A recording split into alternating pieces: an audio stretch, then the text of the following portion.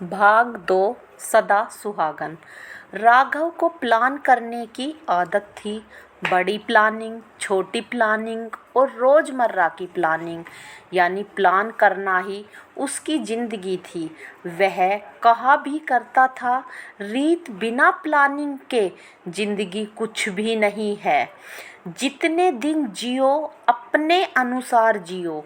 यह ज़िंदगी बहुत छोटी होती है और कर्मों की श्रृंखला बहुत लंबी होती है। अपने सोचे हुए काम अगर पूरे नहीं हुए तो मन में मलाल रह जाता है।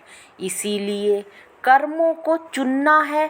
जितने जरूरी लगे उतने ही पूरा करने की कोशिश करो, बाकी छोड़ो। वे तुम्हारे नहीं हैं, वे बस मोह हैं। इस मोह को त्यागना है और अपनी जिंदगी को अपने प्लान के हिसाब से जीना है। सचमुच तुमने मोह त्याग दिया राघव, अनायास रीत के मुख से निकला। तुमने प्लान किया मुझे अकेली छोड़ने का। ऐसा स्वार्थी तुम्हारा प्लान निकला। तुमने सिर्फ अपना प्लान किया। मेरी जिंदगी की भी प्लानिंग करके जाते। अपने पर्स को दफ्तर से आते ही राघव इसी सूटकेस में रख दिया करता था। सूटकेस खोलते ही रीत को वह पर्स मिल गया। धीरे से रीत ने पर्स खोला। एक रंगीन पासपोर्ट साइज में राघव का आइडेंटिटी कार्ड देखते ही उसकी आंखों में आंसू झलक आए। कहते हैं कि जीवन मरण प्रकृति के हाथ है। आदमी चाह कर भी कुछ नहीं कर सकता।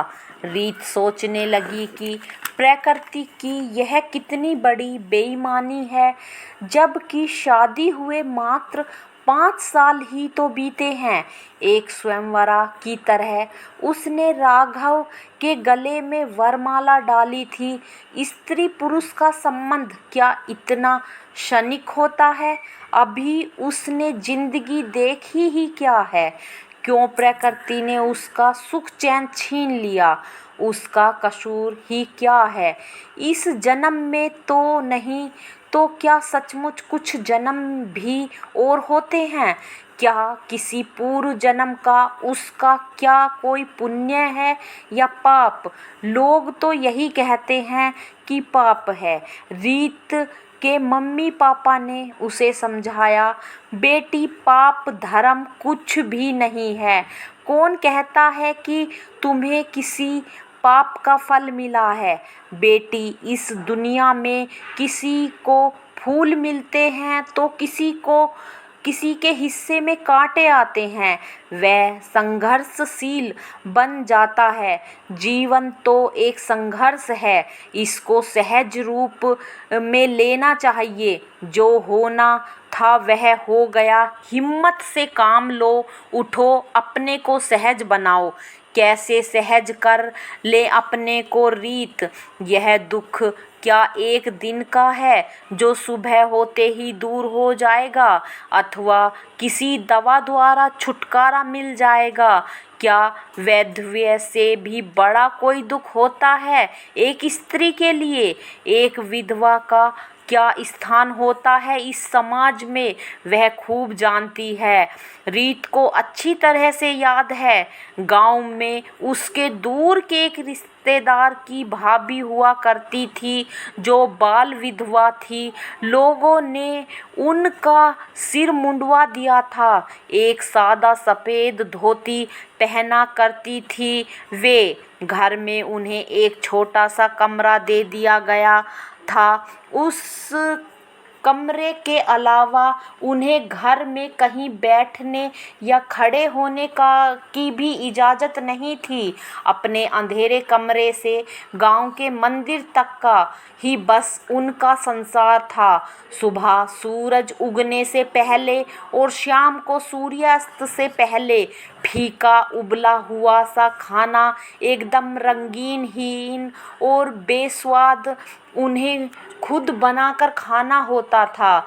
और यदि किसी कारणवश वह अपना खाना न बना पाई तो फिर पूरा समय भूखे पेट ही काटना पड़ता था, क्योंकि उन्हें घर के रसोई घर से कुछ भी नहीं दिया जाता था। उन्हें किसी के साथ हंसी मजाक या बोलने की इजाज़त तो छोड़ो, किसी पुरुष की ओर देखना भी वर्जित था।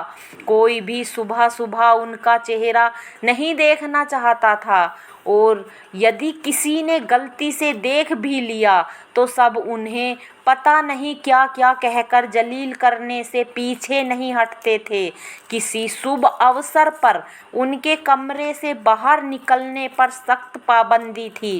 शादी विवाह के शुभ अवसर पर उनकी उपस्थिति की मनाही थी।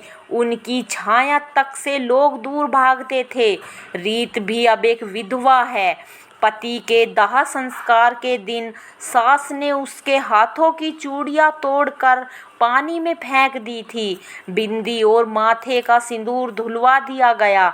कितना भयावह और दर्द भरा समय है यह उसके लिए। वह सुहागन नहीं रही। लोग अब उससे घृणा करेंगे। घर से और समाज से कटकर वह रह जाएगी। वह अब तो यही उसका हर्ष है। क्या वह इस स्थिति को स्वीकार कर ले? नहीं, यह एक बुज़दिली होगी। वह नए जमाने की लड़की है। वह दुनिया का सामना करेगी। वह गांव की निरीह भाभी नहीं बनेगी। जिंदगी में एक हादसा ही नहीं आता, और भी आ सकते हैं पहले से भी बड़े। तो क्या वह जिंदगी इस तरह हारती रहेगी? नहीं, कदापि नहीं। तो आज की कहानी यहीं ख़त्म होती है। इस वीडियो को लाइक कीजिए, चैनल को सब्सक्राइब कीजिए और वीडियो को शेयर करना ना भूलें, कमेंट कीजिए, अपना सपोर्ट बनाए रखिए। धन्यवाद दोस्तों।